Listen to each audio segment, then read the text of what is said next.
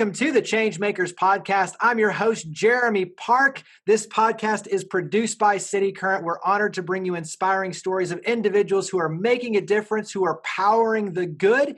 And with that, we're going to kick it off with our good friend, Summer Owens. She is a speaker, an author. She is a So What success coach, and we'll talk about what that means as well. Her programs are being used in Shelby County schools and in schools nationwide as the new potential here. So, Summer, let's just start with how in the world are you doing, Summer? I'm doing I think like everybody. I'm doing well in spite of challenges. I am probably more creative than I've ever been in my whole life. And I'm just excited about the opportunities and the things that I'm learning. And honestly, Jeremy, this is right up my alley.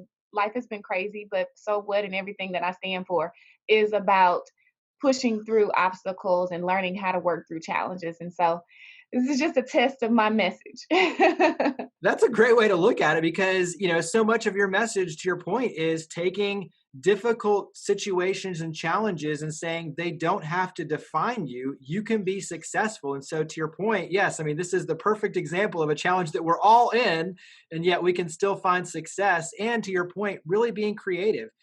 Let's dive in a little bit and get to know you personally, especially for those who aren't here in Memphis, who don't necessarily know you and your story, but it's a fairly well-documented story, which is powerful. And give us a little bit of your childhood. So let's start there. So in terms of where you grew up and just give us a little bit of your childhood.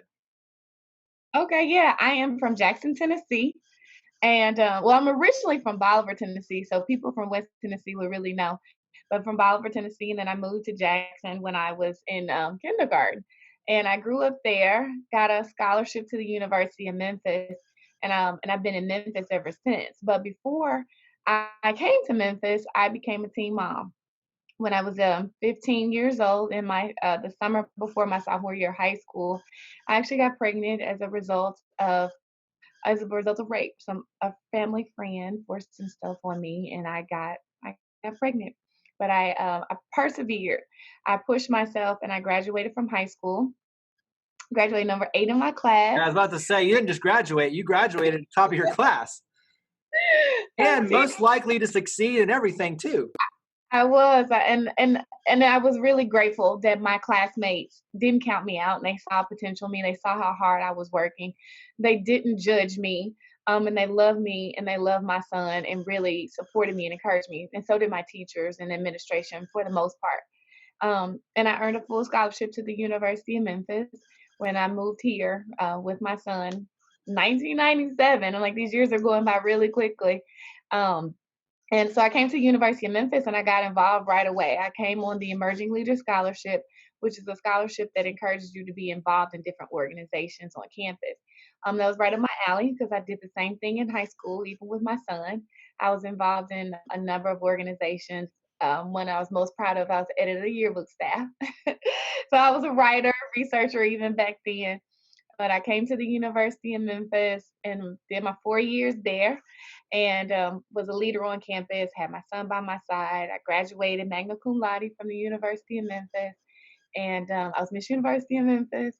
And it was a journey. I say it like it was quick and easy, but all 4 years of high school, especially after I had my son, and all 4 years of college were challenging.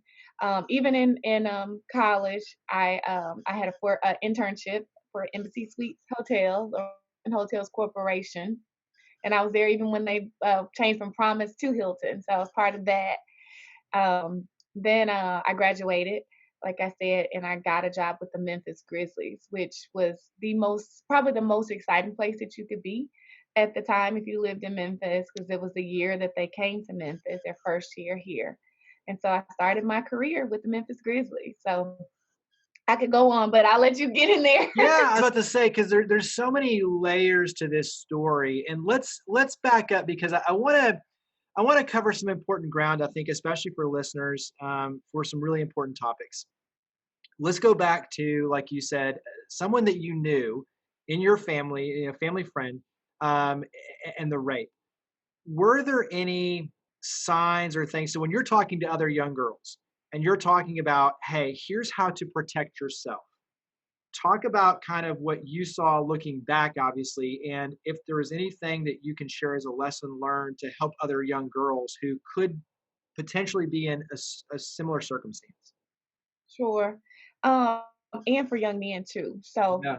I I put myself in a situation that I didn't have to be in. And and it was more of a, it wasn't a date, but it was more of a date rape situation than a violent situation. I had really low self-esteem. So this is one thing I talk about often. I had really low self-esteem. I did not like how I looked. I had been bullied as a child and criticized and put down. And so I didn't like how I looked, and he told me that I was pretty. And it made me kind of let my guard down, and kind of almost made me feel like I owed him something. And so I let him touch me a little bit. I let him, but he took it further. And when I said stop, he didn't stop. And that's how I got in that situation. And so one lesson that I took away from that and that I share with other people is, first of all, you don't owe anybody anything if they give you, just because they give you a compliment. All you owe is a thank you. All you owe is a thank you. Secondly, don't put yourself in a position where somebody can take advantage of you. If you know what you want and what you don't want, don't even start the process. Don't even start the process. And that's for girls. And for young men, no means no.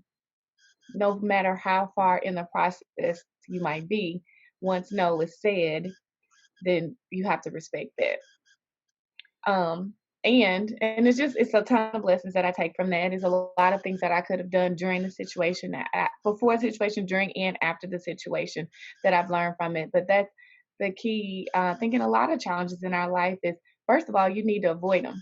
And there are ways that you can avoid them. So not just the situation I'm talking about right here, but many situations, they can be avoided. Yeah, that's that's great, extremely helpful advice. And I think it's so hard because, hindsight is 2020. It gives you the ability to look back, but when you're in that moment, you don't necessarily think of all those options, and so it's hard looking back because you want to beat yourself up, but yet at the same time you really can't because you made a decision in that moment. And so it's one of those where maturity steps in, and it's like, oh, look at all the lessons that I learned now that hopefully I can share with others to keep them out of that same situation. Right. So Talk they can about reflect.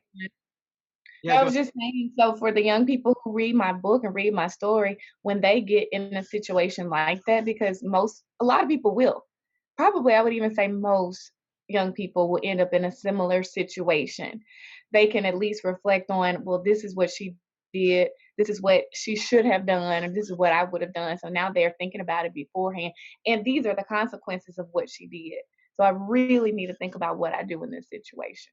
Yeah, and I know that's a big part of just your platform is understanding the consequences. When you make a decision, every decision has consequences. And so looking at it from the lens of these are the consequences that you're going to have to deal with making that sort of decision. So carry that forward because I think you mentioned it too. And I think, like I said, there's a lot of layers to this, but you mentioned that your friends and your teachers, and you said obviously for the most part, were very supportive. And so talk about kind of having a support network to be able to go through this because obviously as a teenage mom, and one of the other cool stories in general is the fact that you brought your child to class with you. So in other words, like he kind of went along the journey with you and grew up with you, going to classes and things, which is a little different. But once again, it tells the story of your family, your friends, your teachers being supportive and not discouraging it, but encouraging it and embracing it for the most part to allow you to succeed. So talk about your support network. Yeah. Well, I think, and let me say this, and I like to say this too, because I'm a mentor at the adolescent parenting program, so I work with teen moms specifically a lot. And I tell them, don't get it twisted. I didn't have as much support as people think I had, because I think a lot of people think that people were just like, drop them off, bring them here. No, I took care of my child, and I think the people who did help me, the reason why they did was because they saw how hard I was working. Because they saw that I was working. I wasn't sitting around waiting on somebody to help me. And so in high school, when I was pregnant, again, I think that support and the little less. I think a lot of people still judge me. I still was a young girl walking around pregnant. So I still faced the judgment. I still had people looking down on me. I still felt bad and embarrassed. I definitely still felt that. But I did have enough people, including some specific teachers that I can think of, who let me go to the bathroom because I was 9 months pregnant, and and they just said, "Don't ask, just go." Little things like that made a big difference for me. But and so that kept my spirits up, and that kept me encouraged, and that's I think what really helped me to continue to go to school and make good grades and to push myself. And then when I did go to college and I had my son with me, I built a support system. So that again, I was a leader on campus. I got involved in organizations right away, even though I had my son. He went to meetings with me, he went to events with me. But because people saw that I was trying really, really hard, people were like, "Hey, can I help you? Let me babysit." I joined the Student Activities Council, SAC, at the University of Memphis in my freshman year, and in my sophomore year, I was a chairperson. The director of SAC, she's still my friend today. Her name is Tammy Hedges. She's a vice president at the University of Memphis now. She saw how hard that I was working. She said, "Summer, when you have tests," because also my son was too young to go to daycare on campus at this point. She said, "When you have tests or you have class, you can't take him to class." She was like, "Bring him here to the office." She would either keep him or her secretary would keep him while I had class. So it was that support system that really that, and so I'm very involved at the University of Memphis. I'm the president of Alumni Association now. And a lot of my connection and love for the University of Memphis came from that time in my life when they really loved on me and really supported me. Yeah. I think that's a great lesson too, though. Like you said, it's people will come to your side when they see that you're working your tail off and you're putting in the sweat and the time and the passion and you're pouring that in. And I think that's a key to, like you said, what it was. And Yeah, also, like you said, understanding that you had to create the support. It wasn't just like it just magically appeared. But the empathy ultimately too of the teachers gave you the encouragement to keep pushing forward. yes, I'm curious on your end, when you talk about, because you obviously are a massive overachiever. When you look at being involved and balancing everything, and that's what I love is like you're not just going to do it; you're going to put everything in, and you're going to do it to the best of your ability, right? yes. Was that always kind of an innate thing for you, or was it something that really kicked into overdrive once you realized, wait a second, like I've got to, in other words, when did that, was the switch already flipped at a young age, or did you flip that switch and say, I've got to get my life in order, my career in order. I've got to not just achieve, but overachieve because now it's not just me. Now I'm Yep. responsible for another life to be able to manage at an early age. So I'm curious about that flip of the switch. Cool. I think it was innate in me. I think that I always wanted to do well because I've always been a good student. And people always say, "Summer, you're really smart." And I'm like, I think I'm decently smart, but more than me being smart, I work hard. I work hard and I study, and that's why I've always made good grades. It's not because it just comes naturally for me. It's because I work hard and I study. I've always liked to be involved, and I've always liked to be a leader. And so even before I had my son, that's who I was.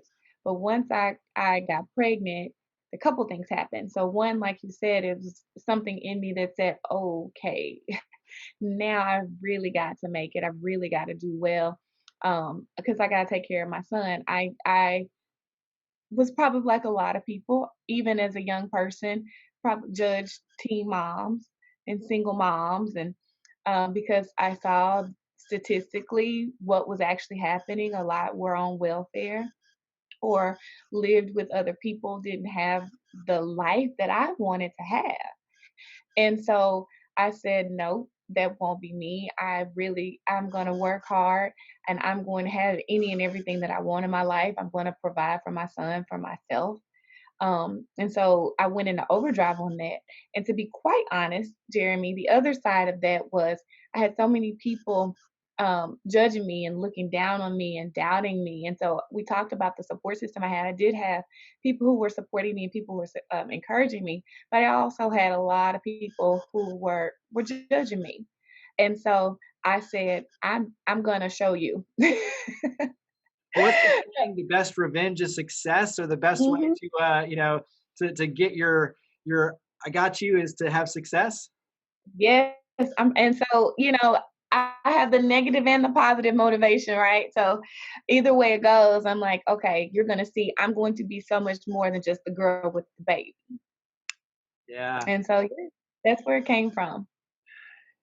Before we talk about the book, talk about your relationship with your son in terms of going through everything, and kind of just how that's created a very different sort of relationship for you two versus where he gets to see you grow up and go to class and work hard to achieve everything you're doing, not being given anything.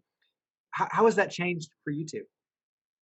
It's so interesting. It's not, and I don't ever sugarcoat anything. I'm very honest, and I think that's one thing people do appreciate about me and my book. Um, it's but we did grow up together. We did essentially grow up together and learn a lot. And he was in class with me, but he is a young man. He's a young African American man who grew up without his father and grew up with the knowledge of how he got here. And I don't think that has been an easy thing for him. And so he's a great young man, but he's still kind of finding his way and figuring out what he wants to do in life. He is a father, and he is a father, and I have two beautiful grandchildren, um, who call me Sunshine. By the way, I'm That's Sunshine. good. Yeah. Um, but it's part of the journey for me too, as I continue to learn and continue to grow, and what it's done for me, and watching him and being there for him through. It's been challenging. It's hurtful, some pain there. But it's also given me a lot of knowledge and insight into what a lot of young people deal with. I know my own story and how I felt. Now I have insight into my son and how he feels, and I'm actually grateful because um, I'm able to see how I dealt with it and how I was able to push through it, and then I see how he deals with it and how he processes things, and it gives me a totally different view, totally different, perspective of how other young people might feel.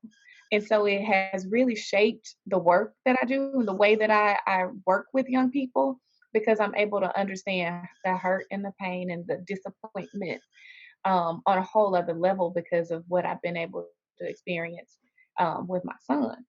Yeah. Yeah, so it's powerful. It is really really powerful, and I'm like I said, even in the challenging situation that it is, I'm grateful for it because of the insight that it gives me.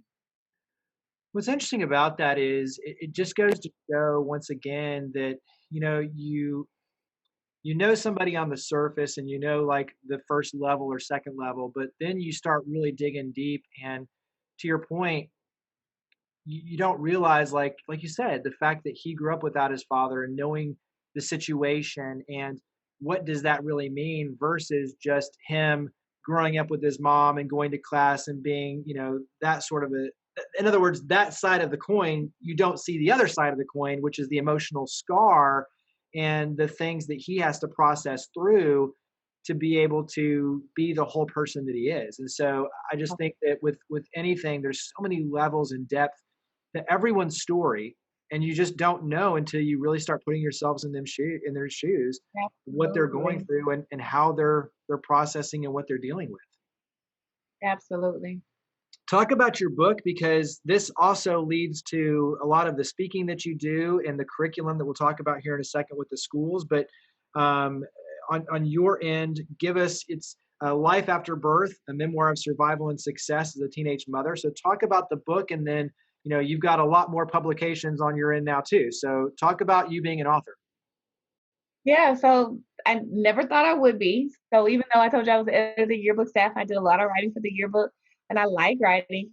I never thought I would be a published author. But when I was in college, the question I got asked the most was, "How did you do it? How did you do it?" Because people saw me on campus and they knew I was a leader on campus. They knew I had a job and they knew I was a good student academically. And they would see me walking around with my son. And my answer back then was, I don't know. I don't have time to think about it. All I have time to do is do it. And so I went through life. I started working for the Memphis Grizzlies, as I mentioned. And while I was there, I got my MBA. So I was busy because I was working a lot there and I was in school.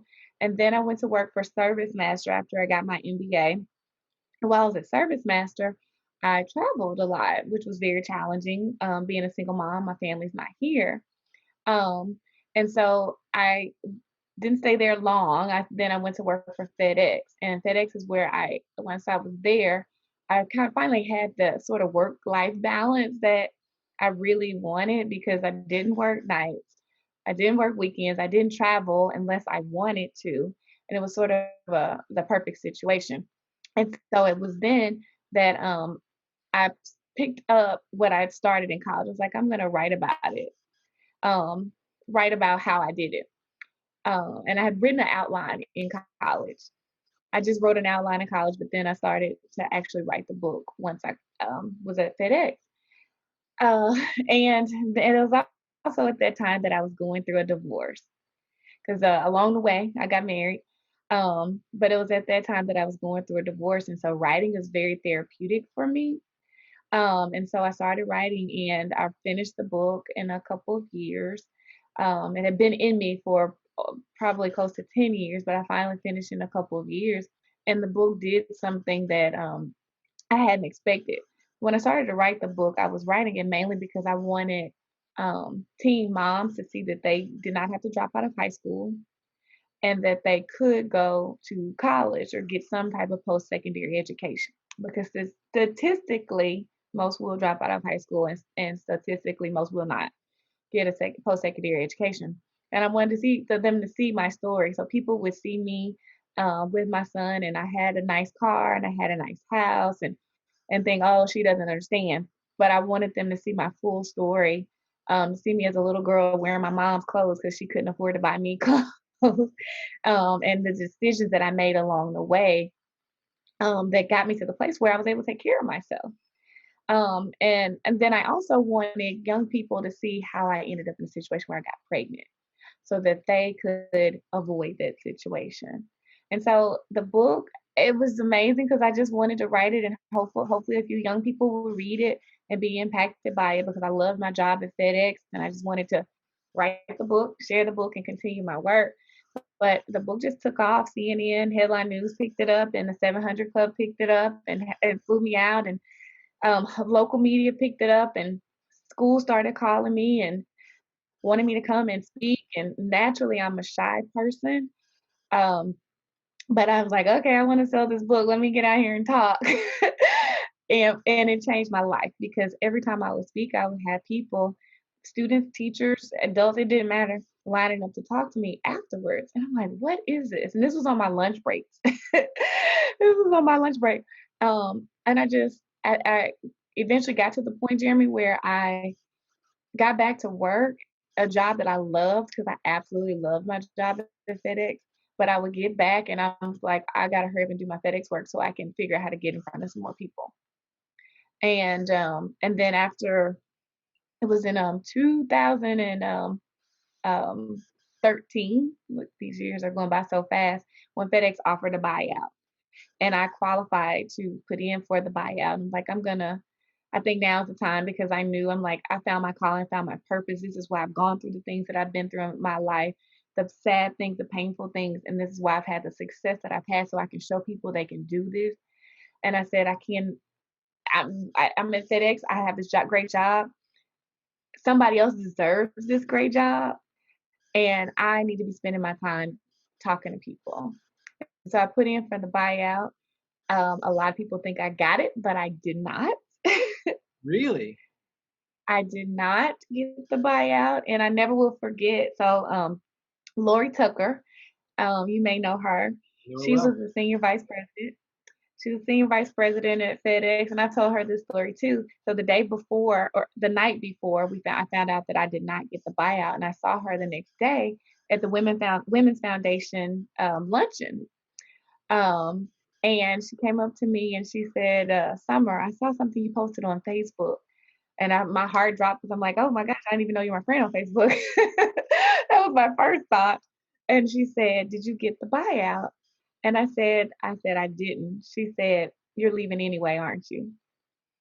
And I said, "Yeah." And I'm like, oh my God, I just told her I'm leaving. I, it was like my heart spoke and not my head. And and I knew at that point, though, I'm like, I think it's time for me to go. And I will say this, so Lori had read my book and she was very complimentary of it. And so she knew what I was doing. She knew the work that I was doing. And I so think that's a good example though, where a sometimes month later, I was, you just have to take that leap of faith, and you had already made the mental decision to go forward with that, and then it was, even though it didn't come to fruition like you thought, the decision was made, and like you said, it was time to take that leap of faith. yep. So June 5th, 7 years ago, on June 5th, I said goodbye to my wonderful job at FedEx.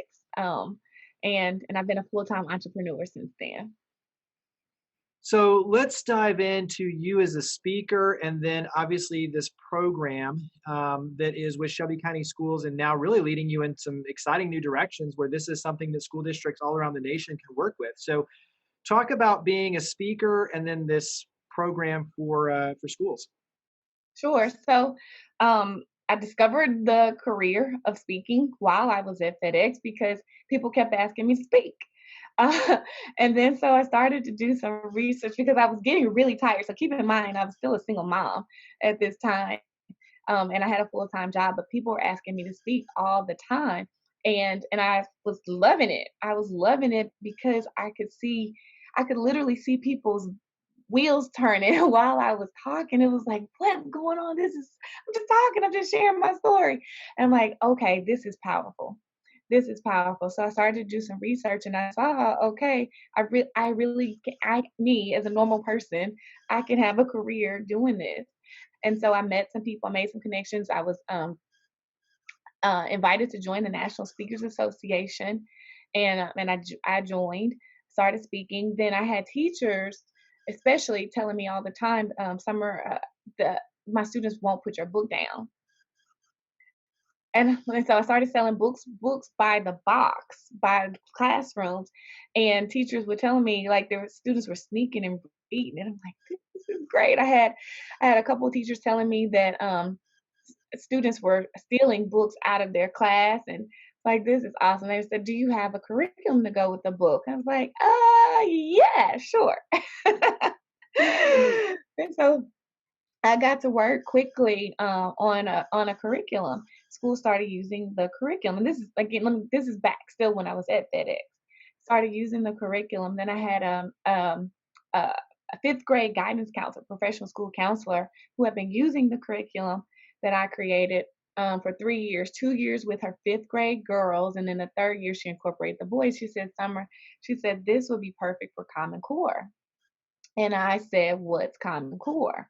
So today, I think people are a lot more familiar, like us as non-educators. Well, now an educator because I teach at the University of Memphis, but I was not familiar with education at all, other than getting mine.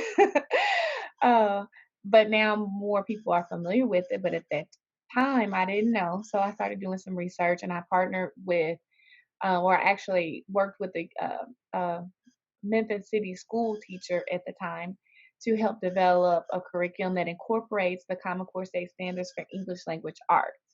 And it's been the most wonderful thing, Jeremy, because I wanted to create something that a teacher could use that wouldn't interfere with all the standards and the things that they had to check off their box, the things that they were evaluated based on.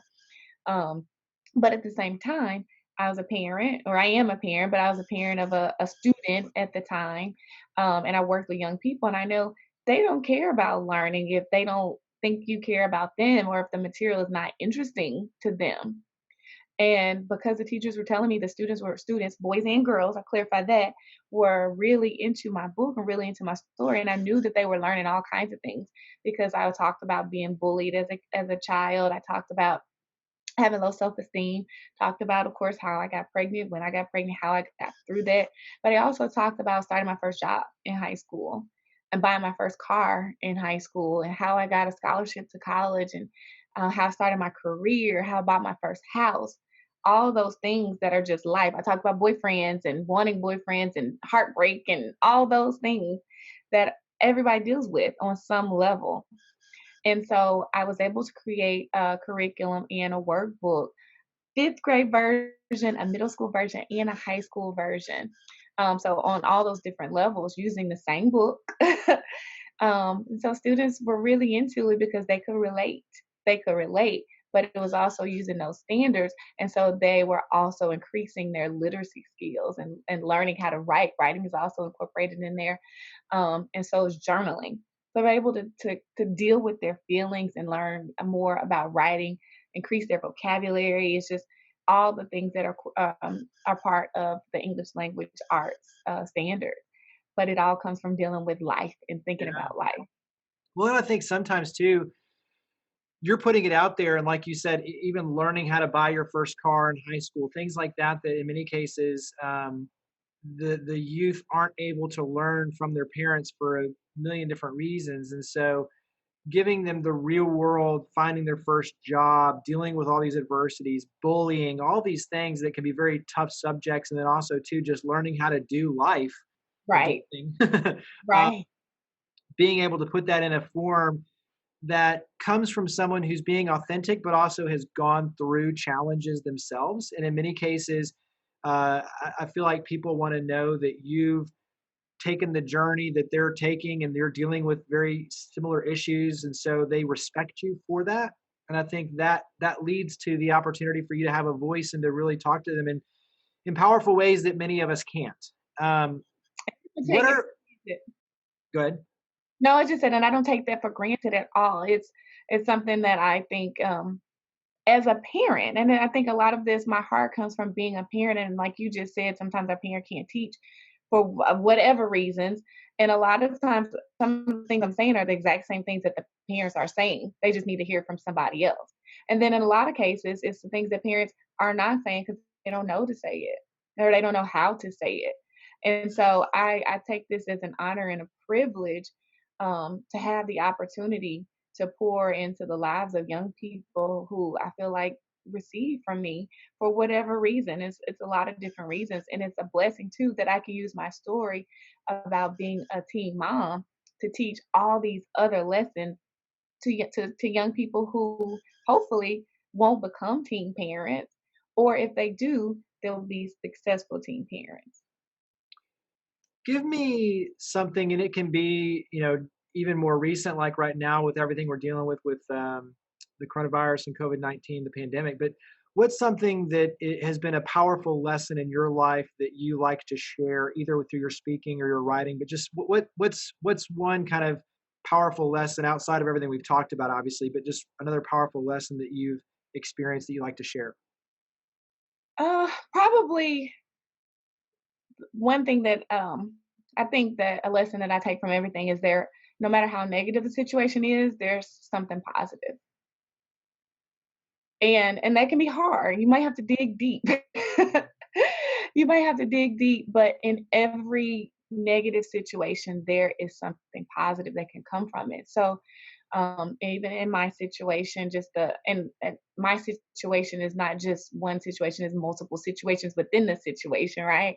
But in the I became pregnant at 15 by somebody I didn't know and somebody who forced himself on me. Okay, what can be positive about that? Well, the positive is I already know, and I already know that I sharing my story and the fact that that happened to me has changed a lot of people's lives. I know from people telling me that directly, people who were about to terminate their pregnancies did not, because they saw my story and saw that I was able to make it through that. I know people who have gone back to school or not quit school because of that. Just countless situations, teen parents or not, young parents or not, people who are like, okay, if she can do it with the child, what's my excuse? I have no excuse. I've got to do better. I've got to do more. And those are just a few thoughts that are off the top of my head, but I know there are so many other positives that have come from it. And then for me personally, it pushed me. So because of that situation, I am a much stronger person, a much more driven person. And I have this story. I mean, even the so that story is my whole career right now. Like that's how I make money. That's how I live because of that story, because it happened. Yeah. So in our lives, that's or in everything. So COVID-19 hit, Jeremy. I had contracts with schools. Well, they were out the window because I couldn't implement them. I couldn't execute them. Virtual, we have now adjusted to be able to do some stuff virtually with that program, but immediately, no. I had speaking engagements at colleges booked through November, canceled or became virtual, which it was less pay, or moved to next year. So all those negatives, but I'm like, okay, where are the positives in this? Well, it's been lots of positives, and hopefully lots of people are finding positives in the midst of COVID-19. And there are tons of negative. I've lost people. I've lost friends. I've lost family members. Um, and I've lost money. Everybody has experienced loss during this time and fear and a whole lot of other negative things. But even in that, what are the positives? A lot Yeah. of people have gained more time with their families, have gained more time to be at home and work on projects at home or work on their businesses. So that's the lesson. To answer the question is in every negative, deep and find the positives. What's some advice, either helpful or I don't want to say the best advice, but what's some helpful advice that you've received from someone else? So whether it's from one of your teachers or a family member or a friend, what's some of your favorite advice you've received from somebody else? The Probably some of the most helpful advice that I've gotten is everybody doesn't think like you. And so, because there were times when I would get really frustrated with trying to help people, um, with trying to help people and thinking, and I can even relate this back to being young in elementary school and being a tutor, asked to tutor people, and I would get so frustrated, which is why it's so weird that I teach now. Um, but I would get so frustrated with the person that I was trying to teach, and they weren't getting it. They weren't getting it, and I'm like, I mean, I don't know what else to tell you, like, and so that did carry over into my adult life into just thinking that people should think the way that I think. And if it's something that's pretty simple for me, then why is it so hard for you? And that was a piece of advice that I've gotten a couple times from some friends who said, Summer, people just don't see things the way that you do. It's you think differently. You really do think differently. And so it was helpful for people to say that for me because it helped me to have more patience and more compassion, and to be able to help people in a better way, once I really internalized the fact that okay, just because I see it this way, because it comes more naturally for me, um, it's nothing wrong with them, that because they don't see it, just because they don't see it that way and they don't feel that way. And so it has really helped me to be, I think, a better person, and be a better helper, because that's all I want to do. Like my whole life is devoted to trying to help people, and it makes me less frustrated and makes me able to help them in better ways and be more understanding. Yeah. Yeah, I think patience is something for all of us. Patience and empathy, like you're talking about, are two powerful lessons that everyone could definitely learn in their lives. It will help us all. But switch over. We'll talk about it's kind of a lightning round, so short questions, short answers, just another chance to get to know you a little better. But what do you like to do to Okay. relax? I like, I like to travel. Let me restate that. What do you like to do right now to relax during COVID-19 where traveling is a little bit difficult? Yes. Um, anything crafty. So I bought furniture at Goodwill. I've been painting furniture. I've been um, doing crafts with my granddaughter, just painting canvases, putting things together.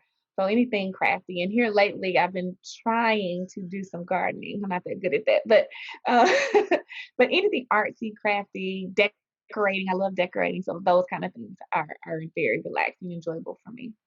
Are you more productive in the morning, in the afternoon, or in the evening?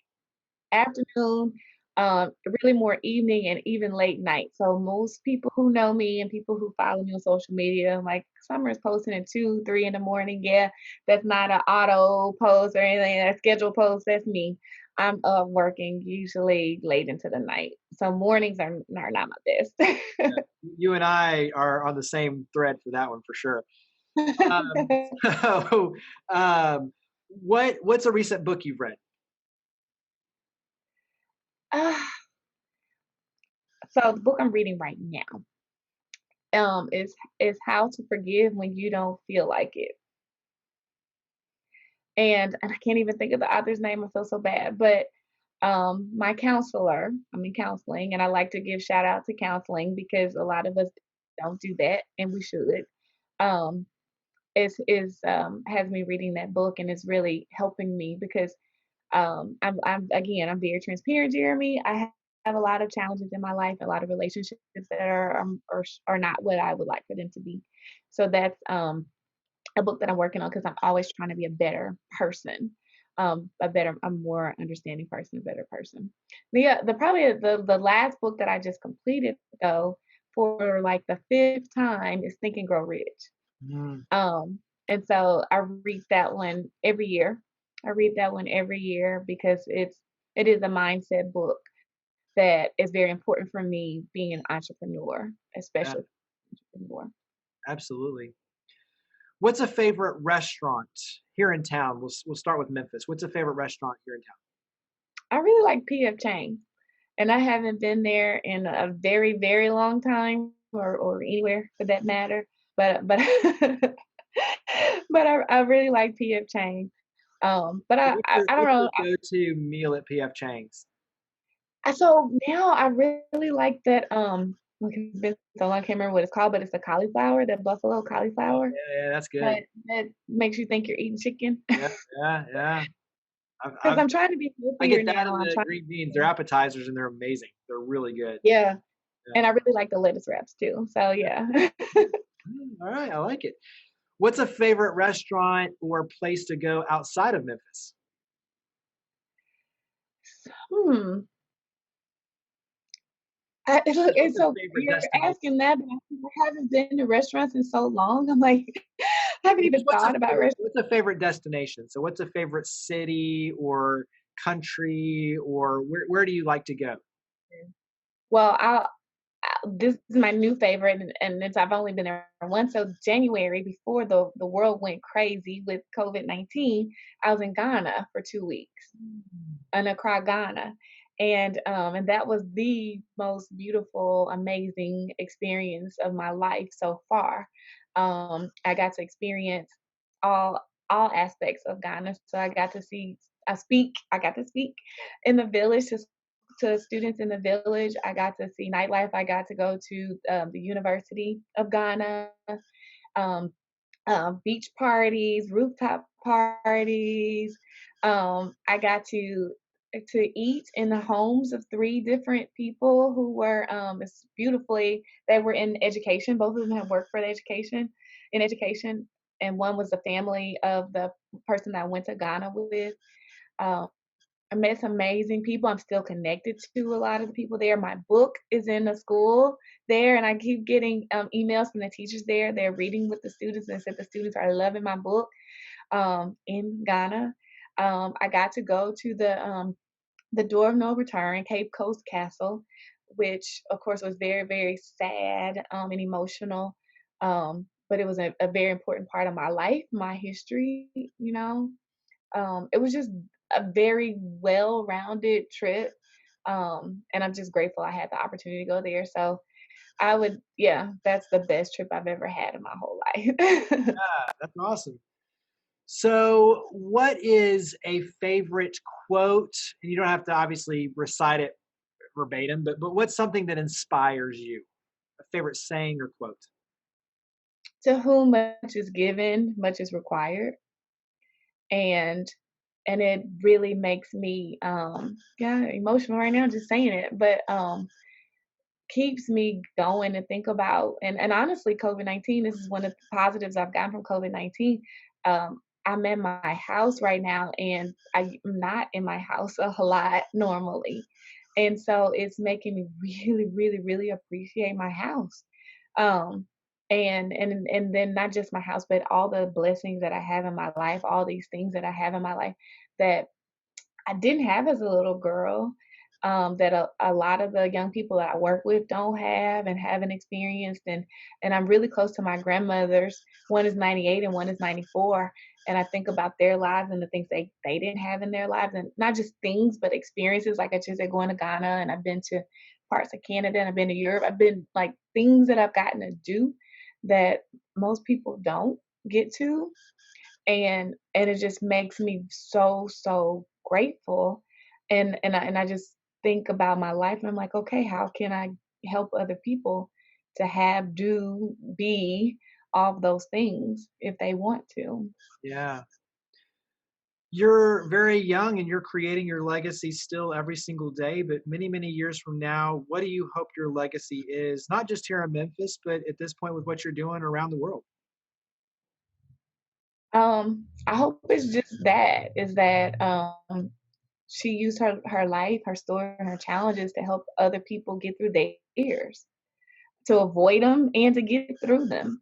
Um, I guess that's the simplest way to put it. It's like everything I do, my curriculums, um, the class that I created for the University of Memphis, my speeches, everything is about life, and it's about challenges, and it's about victories. And so that's what I want my legacy. And of course, so what, my whole brand, so what, I want my legacy to be for everybody to say, so what, when life is really, really messed up, say so what, and then say so now what. It's like, okay, how do you move forward from it?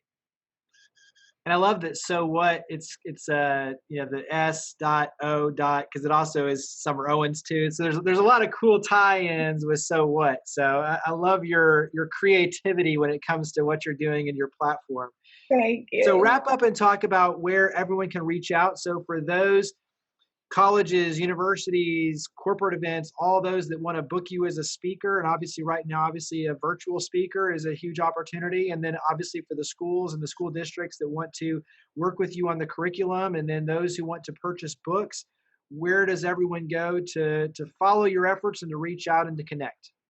Real simple, summerowens.com. My name.com. I am all over the place with social media. I'm on LinkedIn and Instagram and Twitter and Facebook and all those places. But if you just go to my website, summerowens.com, then you can get links to all the social media. But yep, summerowens.com. Me. Well, Summer, you are a change maker indeed. We greatly appreciate all you're doing, not only for Memphis and the Mid South community, but obviously for so many around the world. So thank you for being a part of our podcast. Thank you for all you do. Appreciate you coming on the show. Thank you, Jeremy, and thanks for all you do too. I really appreciate you and all the wonderful things that you do and present to us. It's amazing. I appreciate that. Thank you.